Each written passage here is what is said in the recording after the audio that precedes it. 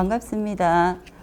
차와 마음 비움 오심지차, 즉 내 마음의 차라는 주제로 강연을 하게 된 하용옥입니다.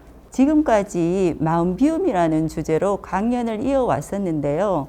마음 비움은 마음 공부론에 있어서 동양 사상의 핵심입니다. 마음 공부론은 주자학자들이 완성된 인격, 성현이 되는 것을 전면에 내세우면서 마음 공부의 중요성이 본격적으로 강조되면서 본격적으로 전개되었습니다. 유학자들이 그동안 그들의 시에서 사무사, 한거와 탈속 등 마음 비움의 경지를 그들의 차시에 다양하게 표현하였습니다.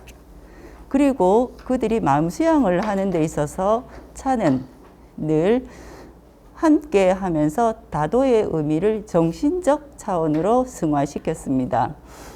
대표적으로 고려말 이색의 사무사의 마음 비움의 수양론에 이어 조선전기 이목에 이르러서는 그의 저서를 통해 마음에 대한 주자학적 이론이 오심지차라는 마음 비움의 다도 사상으로 전개되기도 하였습니다. 유교 중심적 다도 사상은 마음과 마음 공부를 말하는 데 있습니다. 오늘은 이목의 다부를 통해서 마음 비움에 대한 강연을 하도록 하겠습니다.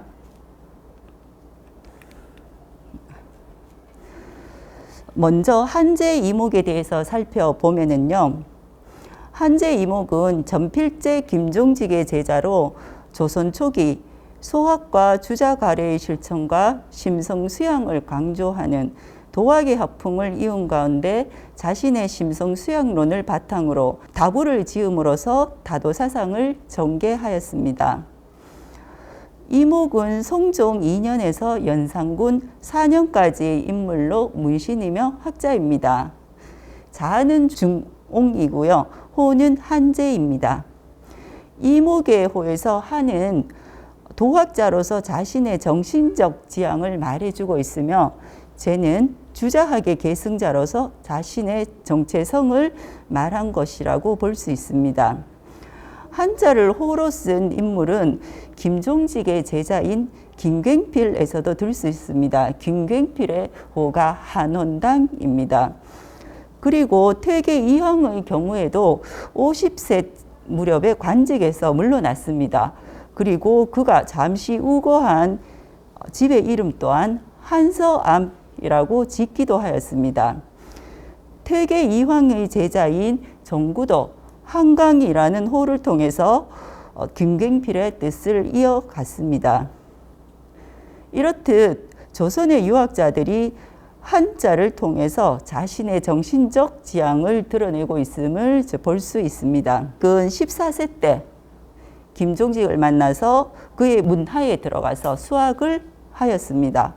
그리고 19세 때 생원시의 장원을 하여 성균관 유생이 되었는데요. 조선은 유학을 공국 이념으로 삼았기 때문에 불교를 배척하였습니다. 그렇기 때문에 벽불소라든지 불교를 비호하는 이제 영의정 윤필상을 처벌해야 한다고 상소하였습니다. 금승법이라 해가지고 불교를 억압하는 이제 정책에 대해서 이제 반대하는 어떤 왕비들의 어떤 대비정가 이를 비호한 영의정 윤필상을 이제 비판하는 상소를 이제 다시 이제 올리는 이런 일을 겪다 보니까 의군부에 투옥되기도 하였습니다. 그래서 이런 일련의 일들이 후일 무호사화 때 그의 모함을 받아서 차명을 당하는 원인이 되기도 하였습니다. 그리고 23살 때 장인인 종조사 김수손의 이제 자제군관의 자격으로 5개월여 동안 북경을 다녀왔는데요. 그 이후에 다부를 조술하였습니다. 다부를 조술한 연도는 정확히 전해지지는 않고요. 그러나 다부를 짓는 결정적인 계기는 중국 사행을 다녀온 뒤라고 볼 수 있습니다. 사행을 가서 이제 이목 같은 경우에는 북경의 차문화를 이제 경험하고 중국의 다서들을 많이 접했을 것으로 추정이 되기 때문입니다.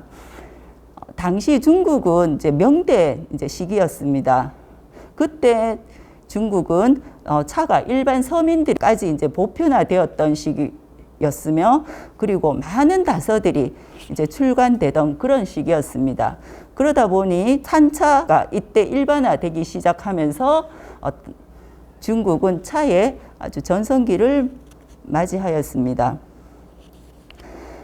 그리고 25세 때 문과에 장원급제하여 성균관 이제 전직에 올랐으나, 이제 이때 연산군이 궁에서 수륙제를 지내는 것에 대해 찬성한 노사신을 탄핵한 후에 공주로 기양사리를 가기도 하였습니다.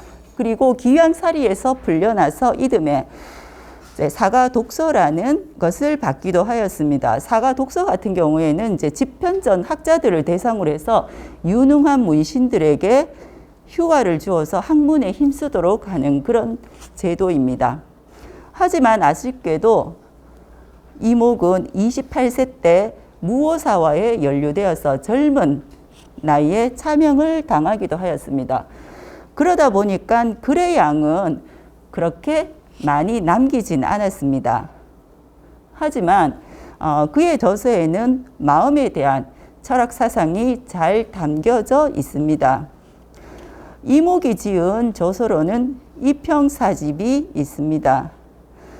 그 가운데 오늘 강의할 내용인 다부는 부의 형식으로 이루어져 있습니다. 그래서 총 1332자로 이루어져 있고요. 차에 관한 다양한 그러면서도 풍부한 내용을 담고 있습니다. 다부는 머릿말, 본론, 그리고 맺은말 이렇게 해서 지금의 이제 논문의 형식과 흡사한 구성으로 이루어져 있는데요. 먼저 머릿말을 보면은 다부를 짓게 된 동기와 배경에 대해서 적고 있습니다. 그리고 본문에 들어가서는 차의 종류와 이름, 차의 명산지, 그리고 차의 생육 환경. 차의 생육 환경에서는 차가 자라는 곳으로 척박하고 인간의 손이 닿지 않는 곳을 묘사하였습니다. 이는 차가 아주 특별하며 차가 가지고 있는 차의 본성을 이야기하고자 하였지 않나 생각이 듭니다. 그리고 차 산지의 전경이 나오고요. 그리고 차다리는 전다의 전 과정을 시각과 청각, 후각, 미각을 모두 동원하여서 문학적으로 표현하기도 하였습니다. 이목은 여기에서 차는 단순히 마셔 즐기는 것이 아니라 이렇듯 전 과정을 손수 하나하나 완미하는 것이 진미임을 나타내고자 하였습니다.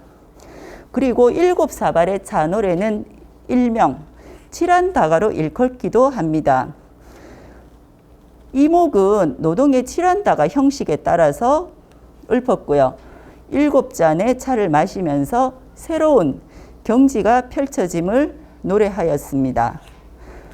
이목은 노동과 달리 도학자로서 한 잔 한 잔에 따라서 성현으로 나아가는 것을 표현하기도 하였습니다.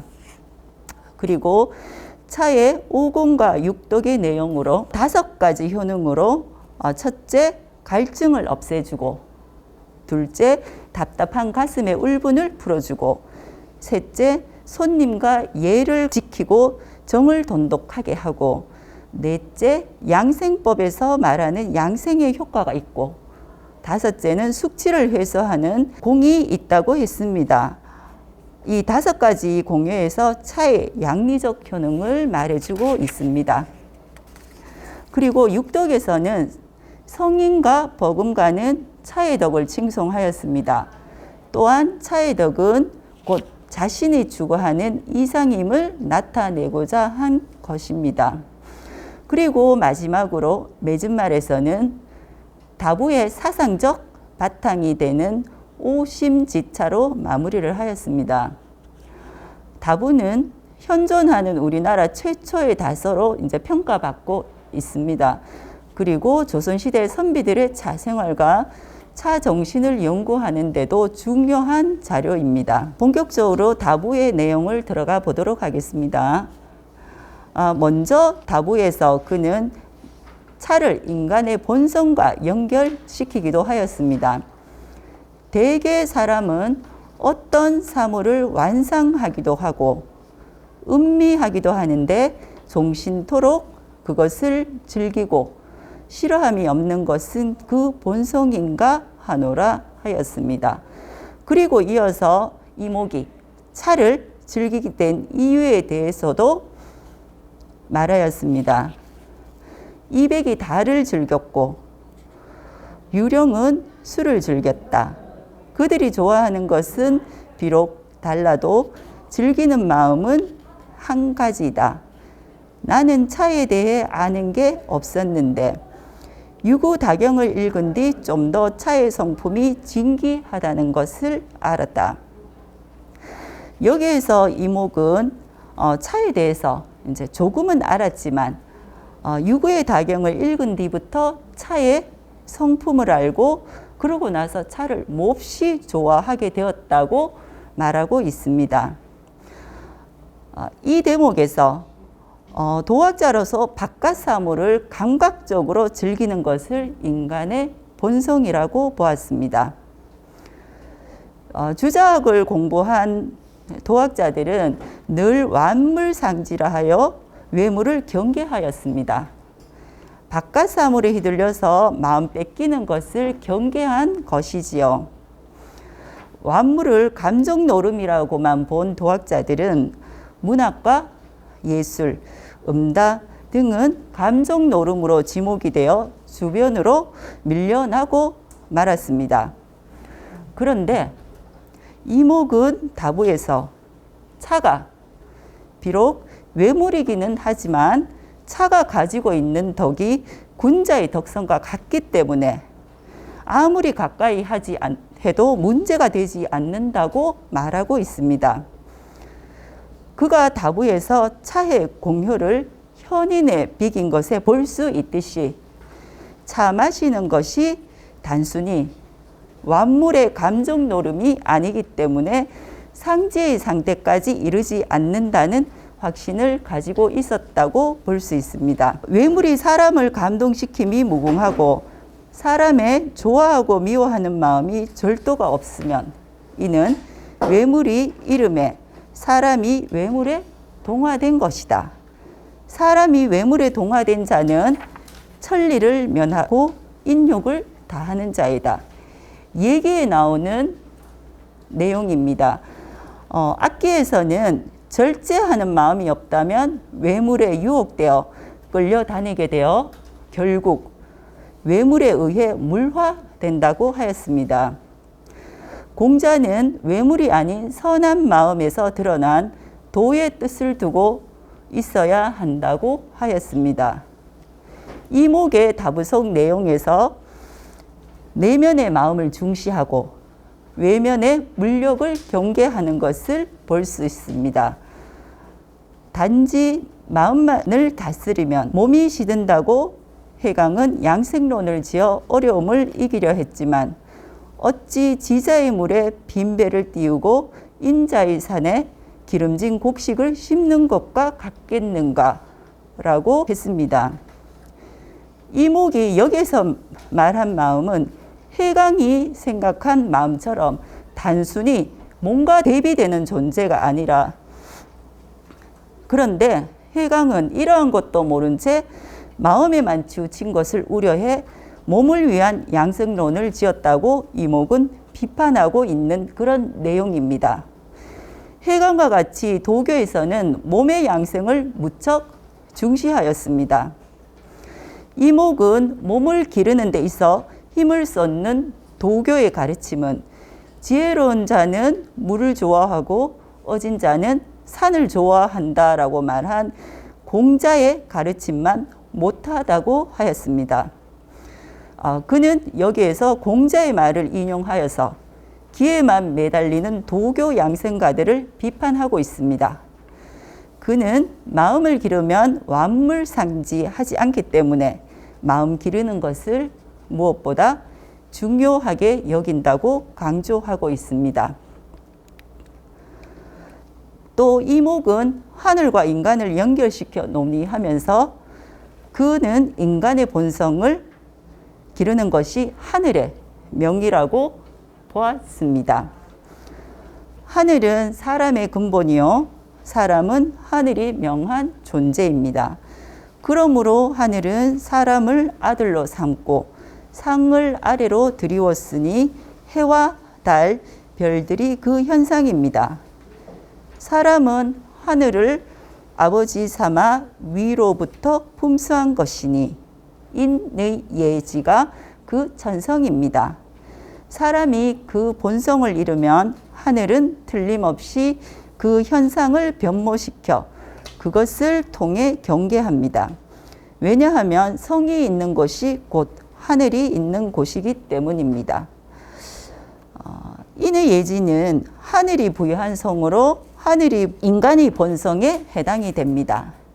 그래서 맹자는 그 마음을 다 하는 것은 그 성품을 아는 것이요. 그 성품을 아는 것은 바로 하늘을 아는 것이다. 그래서 그 마음을 보존하고 그 성품을 기르는 것은 하늘을 섬기는 것이다 라고 하였습니다. 이렇듯 그는 차의 오공과 육독에서 차가 지닌 효능과 품성을 군자의 덕성에 비겨 칭송하기도 하였습니다. 이 차의 6가지 덕을 보면은요, 첫째로 사람을 장수하게 하는 제요와 대순의 덕이 있는 것이요.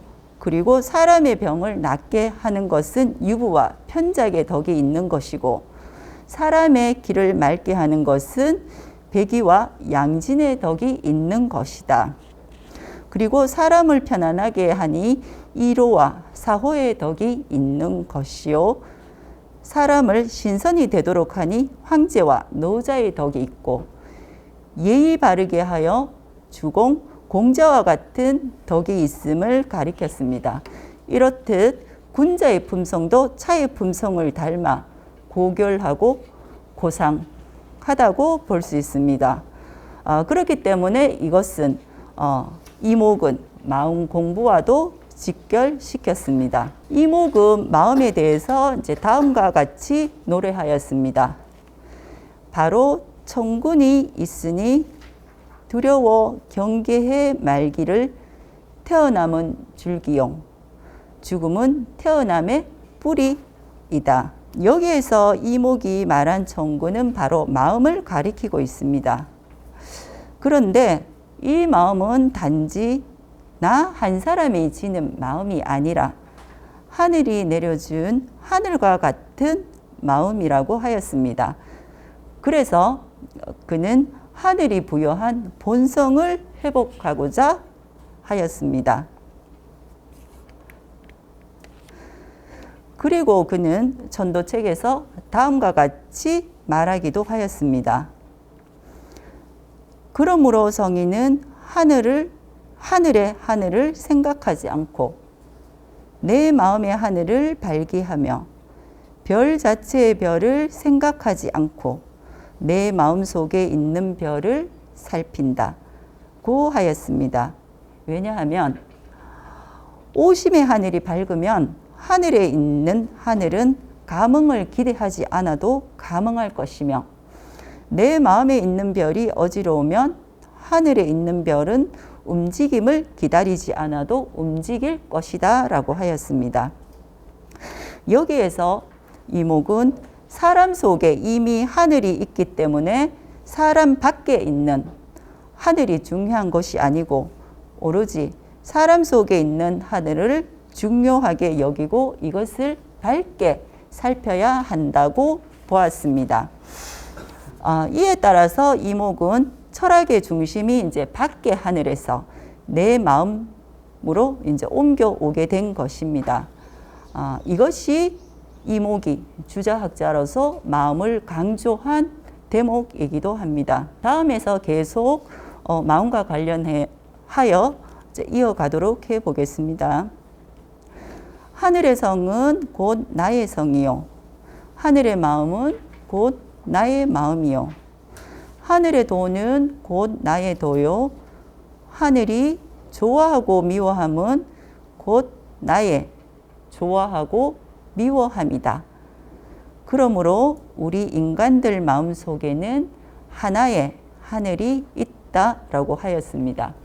이렇듯 여기에서 이목은 하늘과 사람은 합일적인 존재라는 생각 아래 사람마다 자신의 마음속에 하나의 하늘을 가지고 있다고 생각하였습니다. 다음의 내용을 보도록 하겠습니다. 신이 길을 움직여 오묘한 경지에 들게 되면 즐거움은 꾀하지 않아도 저절로 이루게 되는 법. 이 역시 내 마음의 차이니 또한 어찌 저것에서 구하리오 라고 하였는데요. 이목은 또 여기에서도 내 마음 밖의 하늘과 내 마음 속의 하늘이 있듯이 차도 내 마음 밖의 차와 내 마음 속의 차가 있음을 말하였습니다. 그는 여기에서 오심지차, 즉 내 마음의 차를 말함으로써 차만이 아니라 하늘도 내 마음 속으로 끌어들이고 있습니다. 이러한 이목의 사람 중심 철학과 마음에 대한 철학은 자연스레 마음 비움의 공부로 이어집니다. 마음 비움의 공부는 사사로운 이욕에서 벗어나 자연의 이치와 타고난 본성을 기르는 것입니다. 마음을 비우기 위해서는 사욕이 없는 마음을 기르는 것인데요. 이목은 마음을 기르는 것에 대해서 허실생백부의 서문에서 자세히 말하였습니다. 맹자가 말한 허연직이나 주자가 말한 허영불매가 바로 여기에 해당된다고 하였습니다.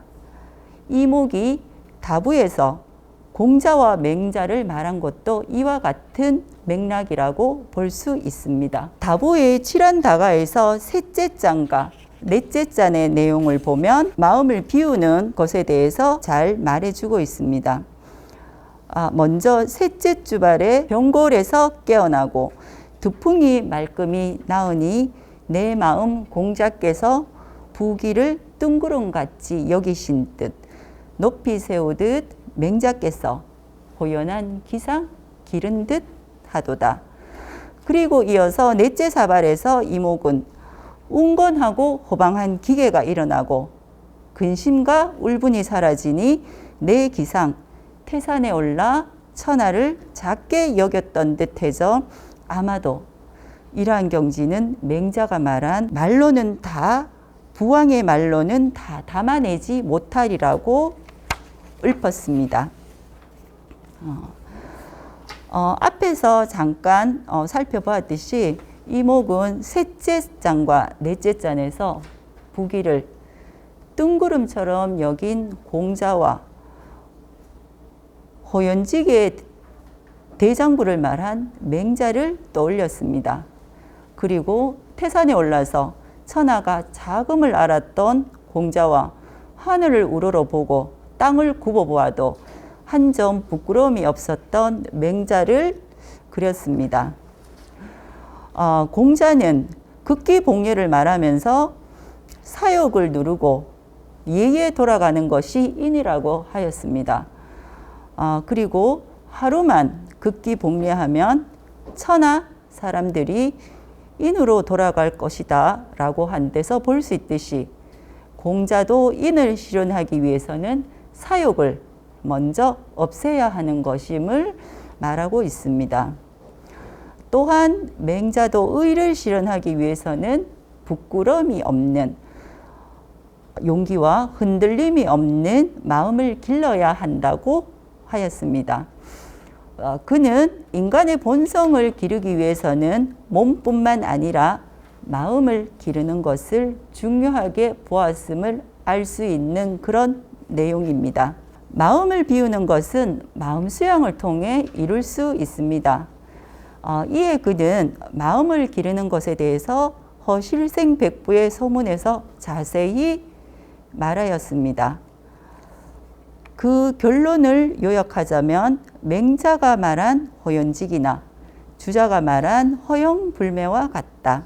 어떤 사람이 나를 힐책하기에 이러한 취지로 대답하였고 또 스스로 설명하기를 대저방이 텅 비면 순백할 수 있다. 순백해지는 것은 텅 빈 방이 그렇게 만드는 것이다. 이를 가지고 심의 바탕이 본래 밝음을 형용함에 이르러 적절한 것은 없다고 하였습니다. 이목은 허실생백부에서 심성수양을 말하면서 장자의 허실생백, 맹자의 허연직이, 그리고 주자의 허령불매를 결혼하였습니다. 주의 같은 경우에는 마음이 중심에 잡히면 능히 움직이지 않을 수 있다고도 하였고, 그리고 그는 맹자의 허연지기를 해석하면서 모름지기, 마음이 바르게 되었을 때를 기다려 인식하고 취해 가져야 한다고 하였습니다. 그리고 또한 그는 명덕이란 사람이 하늘로부터 부여받은 것으로 허령불매하며 모든 이치를 다 가지고 있으므로 온갖 사물에 응할 수 있다고 하였습니다.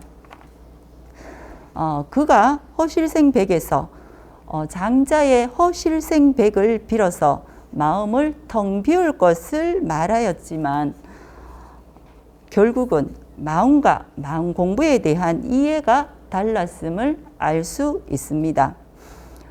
허연지기와 허령불매는 유학에서 말하는 것이며 도덕적 완성이라는 분명한 지향점을 가지고 있습니다. 마음 공부는 사욕을 없애는 것으로 마음의 텅 빈 상태를 강조한 것입니다. 그러나 앞에서 말하였듯이 이목이 장자의 허실생백을 말하였지만 맹자의 허연직이나 주자의 허령불매와 같다고 말하면서 주자로서의 생각을 말하였습니다. 마음 공부는 사욕을 없애는 것에서부터 시작이 되며 그리고 마음의 텅 빈 상태를 강조한 것입니다. 다음의 내용을 보면 이목의 그 차별성을 더욱 분명하게 볼 수 있는 내용인데요. 공자는 부운을 일컬었고 맹자는 허연지기를 말씀하시었네. 탁월한 저 성각자들이 내 마음의 하늘을 밝혔으니 경으로서 그것을 지키고 성으로서 그것을 주로 삼을지어다. 지금의 천하 사람들이 수고롭고 고생하며 어찌하여 옛날처럼 허실에 돌아가지 않는고. 이목은 위에 그래서 공자와 맹자도 내 마음의 하늘을 밝혔다고 말하였습니다. 그리고 이를 위해서는 경과 성의 마음 공부를 말하였습니다. 이것은 그만큼 마음 공부를 중시했음을 볼 수 있는 내용입니다. 성에 대한 논의는 맹자에서부터 본격적으로 제기가 되었는데요. 그리고 또 경은 주자학자들에 의해서 특별히 강조된 마음 공부입니다. 경 공부를 하게 되면은 마음의 중심이 서게 되고 온갖 사악한 것이 바깥 사물들로 가득 차게 되고 이로 말미암아 마음을 빼앗긴다라고 하였습니다. 그렇기 때문에 이러한 성과 경으로 마음 공부를 하면 사욕이 한 점도 없이 텅 빈 상태와 같이 되는 것이라고 이목은 허실생백을 통해서 말하고 있습니다. 앞에서 보았듯이 이목은 오심지천과 오심지차를 말하였습니다. 이 말은 곧 내 마음 밖에 있는 하늘이나 또 차가 중요한 게 아니라 내 마음 속에 있는 하늘과 차가 중요하다는 그런 것입니다.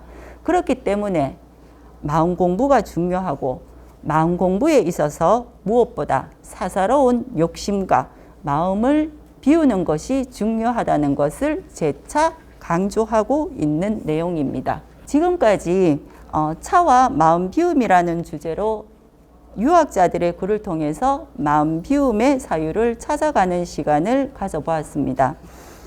마음을 비운다는 것은 결국 다시 채우는 게 아닐까요? 자, 그런 가운데서 우리가 정신적인 풍요로움을 누려야 되지 않을까 그런 생각을 해 봅니다. 자, 마지막으로 이제 법정 스님의 글로서 오늘 차와 마음 비움이라는 강연을 마치도록 하겠습니다. 삶은 소유물이 아니라 순간순간에 있습니다. 영원한 것이 어디 있겠는가? 모두가 한때일 뿐. 그러나 그 한때를 최선을 다해서 최대한으로 살 수 있어야 한다. 네, 이것으로서 강연을 마치도록 하겠습니다. 감사합니다.